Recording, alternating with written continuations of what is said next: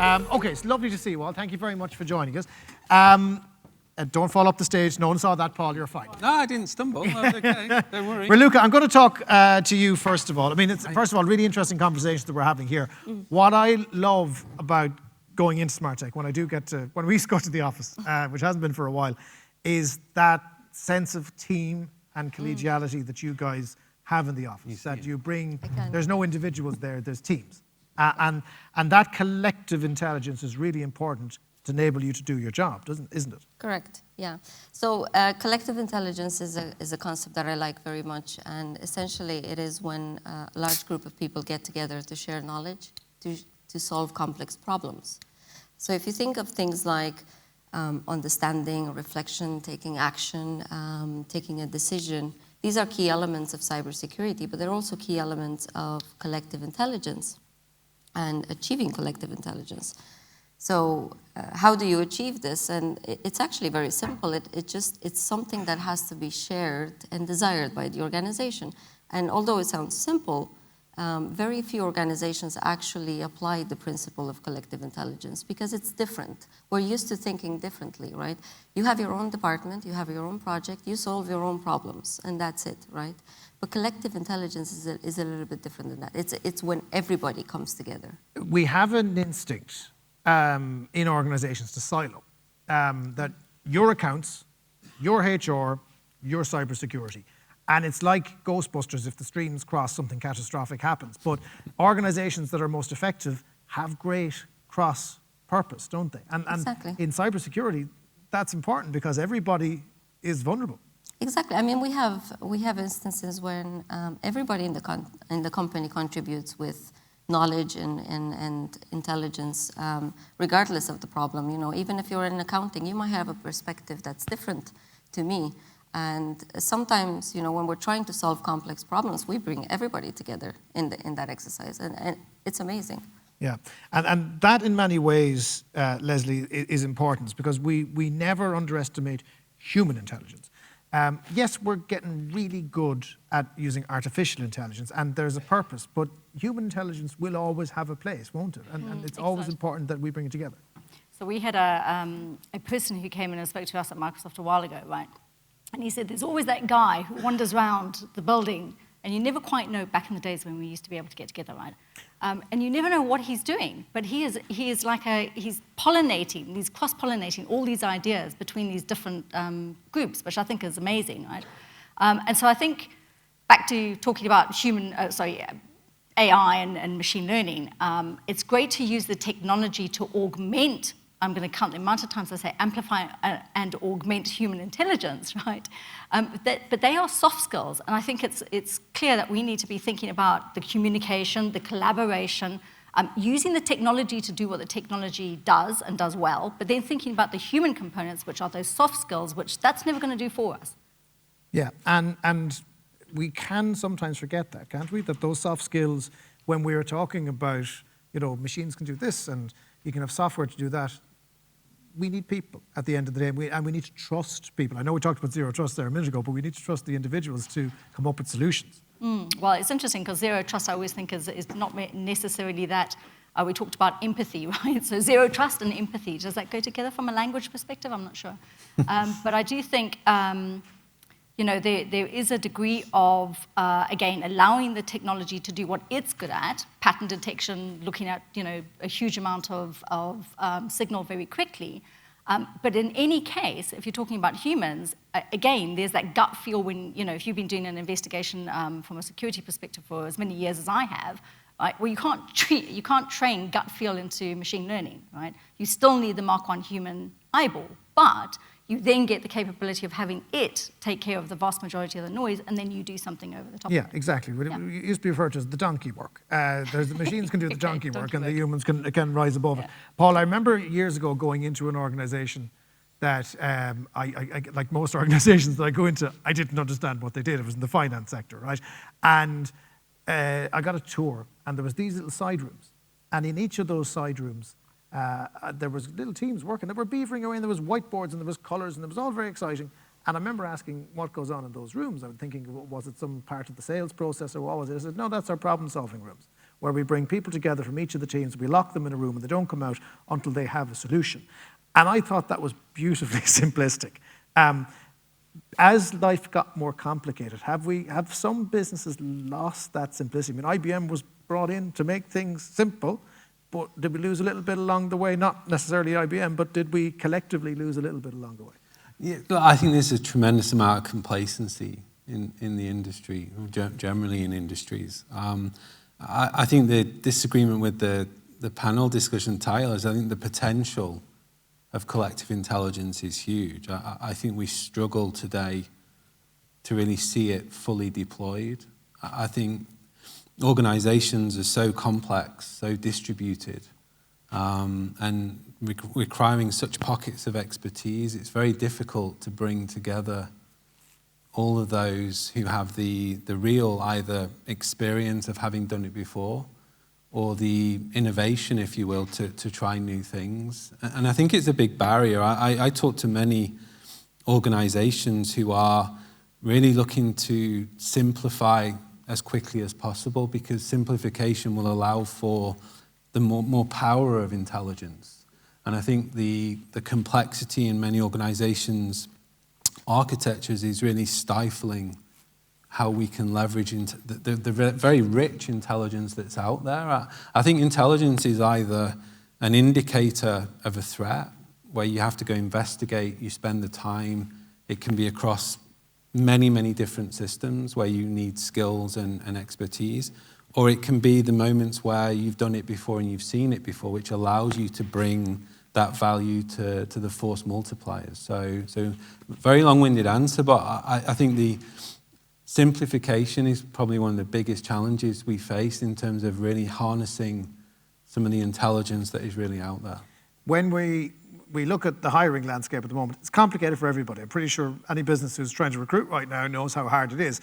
We know in cybersecurity how exceptionally hard it is to hire people. It's holding on to what you have as opposed to anything else. Is that a challenge as well when you're trying to drive this message home, that you have the right people in the right position? So it's great having a policy. Policies are great. If you don't have the people to implement that and simplify it, that policy is going to fail. Yeah, look, I think, yes, everyone in this room will testify that it's a huge issue. I think the issue isn't the people. The issue is the technology. I think we've seen just an explosion of different types of technologies, many doing the same things, not necessarily deployed the right way, not necessarily driving the value that was perhaps anticipated. And that's, as I said before, become a real constraint on new talent, new workforce, actually leveraging that. And Niamh, I will come to you in just a moment, but I mean, is that where managers are important? We all know what a bad manager does. A bad manager sits across a problem, blames everybody, gets nothing done. A good manager might listen to someone who's in a junior role, who's after identifying something, that then can be rolled out. I mean, I know, again, another company that does that really, really well. They've got a forum whereby people can stick their hand up, will be listened to. If they have a good idea, it's escalated throughout the entire company. And there are other companies in the same field that have zero opportunity for people on the floor to do that. You know, it comes down to management at the end of the day, isn't it? And those processes. Yeah, look, I think managers, part of my job in IBM is creating environments where there is a certain amount of patience. We live in a very demanding world, you know, whether it's, you know, delivering a project at a time, whether it's sales, whatever it might be, there's always timelines, there's always deadlines, there's always pressure. I think any change program, particularly in cyber, if you're talking about simplifying infrastructure that's taken years to deploy, it's going to take years to simplify. And I think our job's to encourage and to help our new workforce be resilient is to build in patience so they can thrive. For those who aren't from Ireland, I know most people do live here, but we've many visitors as well. Sorry to bleat on about the HSE thing, but Niamh, yeah. I want to talk to you about active learning, okay? Active learning is really important. You learn from either your own mistakes or the mistakes of others. Probably have a very different conversation at this event had we not had the HSE attack. And there was real active learning post the HSE attack for every organisation, big and small. And it went down, as was pointed out, from the people charged with cybersecurity and charged with implementing changes right down to the people who are at the bottom of the tree. How important is that active learning in this ongoing cybersecurity battle? I think active learning is also about experience. So, I'm working in information security now 22 years. I was the youngest female in Ireland to qualify in it. So I think over the course of the 22 years, we've always been about protecting information assets, data and systems. And so while the technology has changed, the controls and the frameworks are still there. So I think it's setting the tone from the top in the organization. The active learning, people learn in different ways. We all process change in different ways too. So I kind of compare it to the Dublin team, the 6 in the row team. They had a highly performing team, but that was not anymore. Said the angry Corkman. Yeah, that's a great point. Not anymore, because they didn't fuel the next generation. So that's where it comes into active learning. And so it's how we all are transferring our knowledge and skill set as leaders onto the next generation. And that is looking at, the people, the processes, and the technologies. What I love about your story is that, let's face it, it was tricky enough, I'd imagine, for a woman to break through 22 Correct. years ago, right? And it's still hard today. Do you want to know how I broke through? Rosnaq defrauded the AIB bank, and they needed somebody to get into the security team. So I learned that way, and Wow. I had to travel abroad to take my exams. So you seized the opportunity that arose, but they were grateful for it. One of the key challenges always will be when you're looking at a younger generation. Yep. There's always someone better than you. Like, speak to a good teacher. A teacher will always say that they want their pupils to be better at the subject than they ever were. It's not about ego. Ego is a huge inhibitor in this space, isn't it? I totally agree with you. So any good leader knows that you surround yourself by good people, and it's how you build that trust in your people. So every day I have a daily stand-up with my team, and we're talking about how we're moving Fenergo forward, but we're laughing about it. So it's enjoyable, it's driving the passion, and it's building the trust that the junior member on my team can ask me a question or bring an idea to me. And so if you don't make yourself available, how are you going to hear those great ideas and be able to action them to move companies forward? And it's funny, somebody who recently just joined my team, they said, I've never met the CISO before. I've only ever sent them an email on a monthly basis around access control reviews. So I'm like, how are we really developing our people to solve the complex situations that we are all facing in our businesses? Raluca, closed doors are a huge problem. If your door is closed, you're not open to the people on the other side of it. And that's something that is a constant challenge. We've also had the challenge in the last 2 years of not everybody being in the same location. Now, a company like yours, you've got different locations, so you were already kind of set up for that. But how important is it that you have got that connection with the team and the ability for everybody to pitch in the good and the bad? Very, very important. Very similar to what you were saying, Niamh. We have a similar philosophy in our company where we have to be able to communicate more, communicate better. And it was challenging at the beginning of the pandemic because we just didn't know what was going to happen. Everybody had to work remotely. We were coming into the office now and then. But we made it work, and sometimes it's small things like making sure that you've got your 5-minute coffee break chat with somebody, having your tea and coffee breaks here and there, checking in with the team all the time, setting up one-to-one meetings with every single person that reports into you.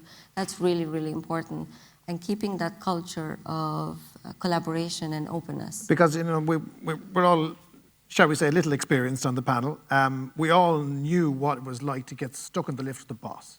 And I just wonder, is that an experience that was robbed from people in the last 2 years, particularly those coming in, that they never had the opportunity to be stuck in the lift, to introduce themselves, to say, actually, I have an idea about something there. Do you mind if I've... Well, 100%. I mean, we're hiring like crazy at the moment, so we're getting a lot of new people every single week.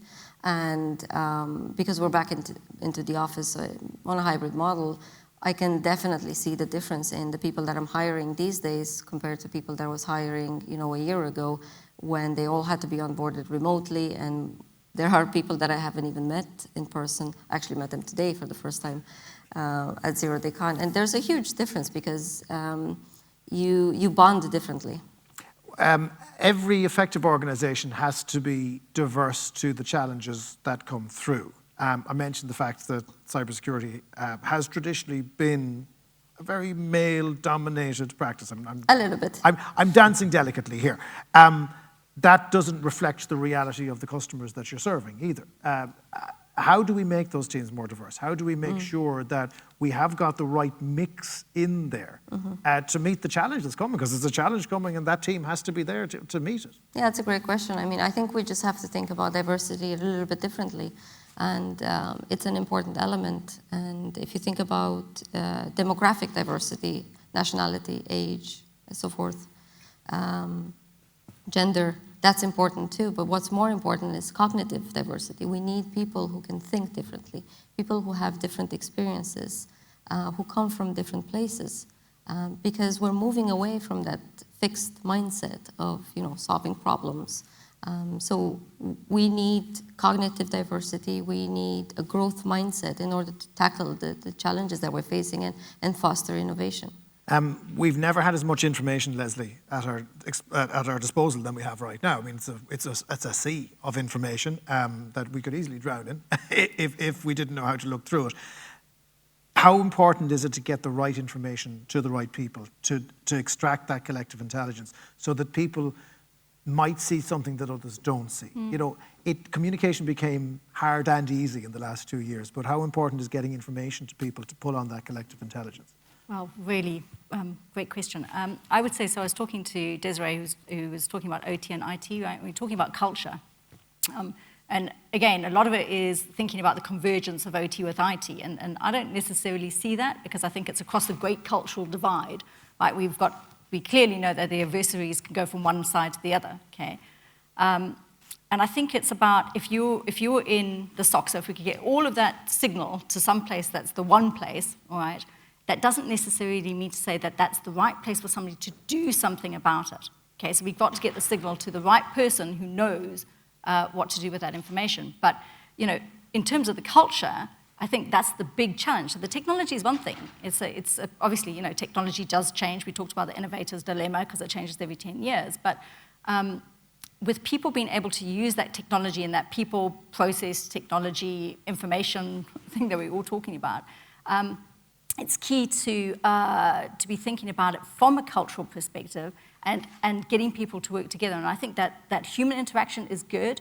I don't know about anybody else, but I went from traveling all the time to no travel at all. And then my work life took off because I was forever behind the desk talking to people. And now I'm hearing, in fact, that it's difficult for people who've now been at home for such a long time and now they're used to it to actually thinking about going back into the office. So these are all the human factor of I was meeting people. It's a nightmare. I mean, it was great. I didn't have to meet anybody. I just sat looking at my Mac.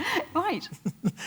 Paul, in many ways, what I found interesting about Ian's point about zero blame in aviation, that you want to get the reports, you want the information to come through. When it comes to cybersecurity, you have to assume a breach. You have to assume that something has gone wrong.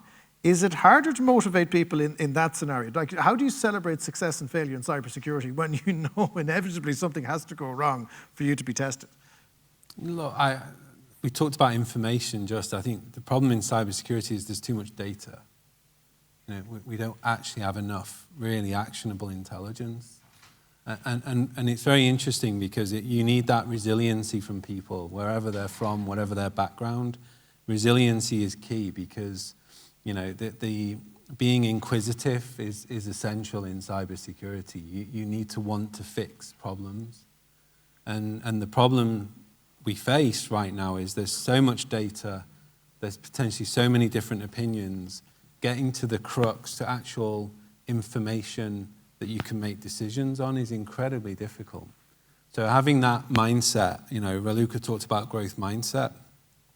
I think probably more so than anywhere in IT, in the industry generally, if you don't have that mindset of being able to take defeat, go again, get to those wins where a win could be proving that an indicator of compromise has not hit your infrastructure. That's a win, right? It doesn't have to be always the kind of big end game major incident where everything's down. I think you just to create that culture like Niamh talked about, where there's ongoing interaction at all levels of the organization, so everyone has a voice and everyone can contribute to the outcome.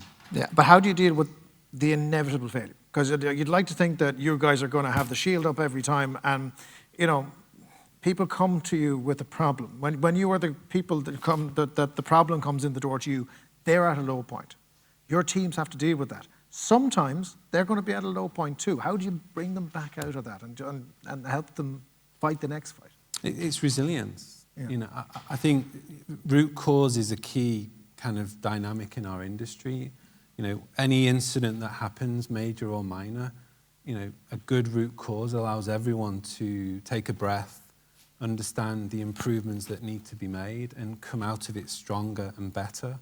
I think I see varying degrees of quality in root cause analysis, but a good root cause in any incident allows the team to just reinvigorate, understand where there were gaps, and go again. Niamh, I'm going to, again, tread on dodgy ground. We talked about diversity, but there's also diversity in age profile in organizations.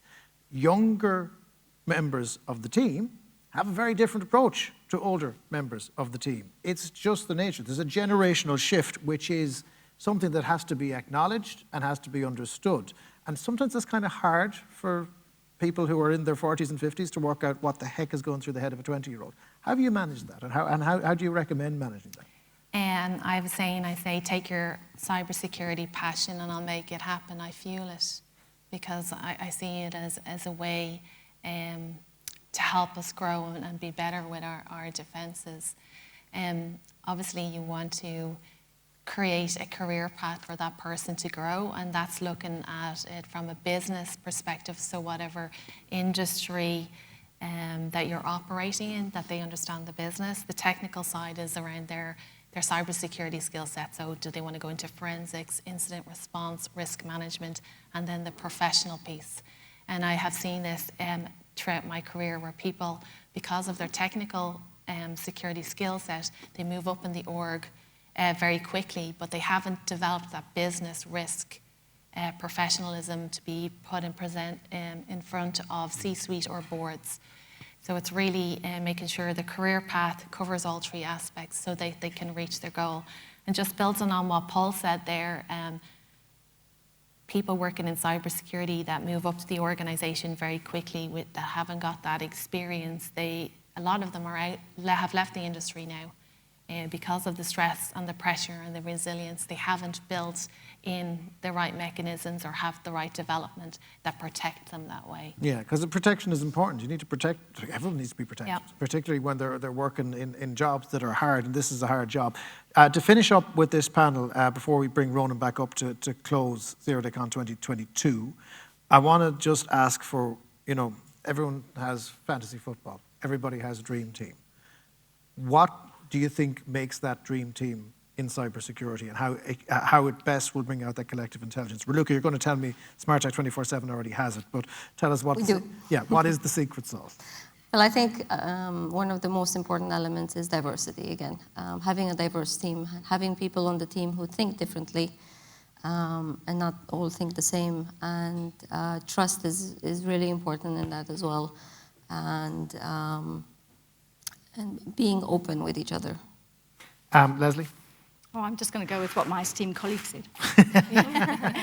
Can I phone a friend?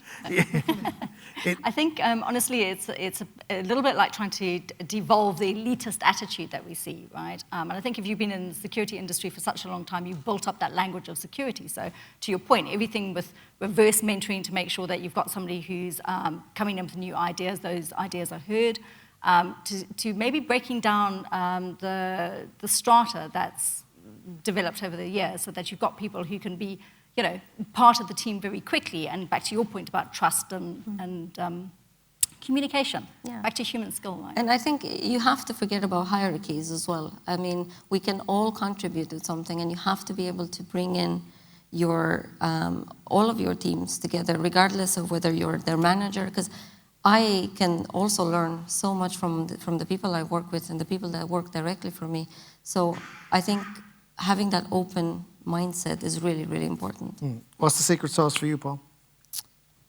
Look, I think increasingly, diversity, whether it's youth or others, is bringing an incredible energy and passion to our industry. And our job is to harness all of that to the benefit of clients, organizations, and in some instances, nation states, right? Where that collective energy drives, really reducing some of the big risks we all face. And it's critical that, aggregation of those skills and resources happens so we all benefit. Niamh, for you? Like what my panelists all said, but another thing for me was willing to take the hit, so that the team know that you have their back and you support them in the decisions that they make. And I think that's what really is the grounding force. I'm coming back, listening to this group, right? And I'm coming back to the same point. I work in broadcasting a lot of the time, where let's just describe it as a big, massive ego fest, right? And that works right throughout every single organization. And there's always someone at fault. There's always someone to blame. It's never anyone's responsibility.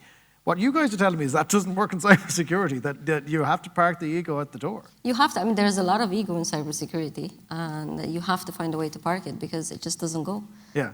We all share the same experience. We all have the same goal, and ego can only hinder that. Being the biggest bull doesn't solve the problem. Look, cyber is really fronting many different organizations in a client or a nation itself, and often cybersecurity CISOs are blamed for weaknesses within After the event. Legacy infrastructures.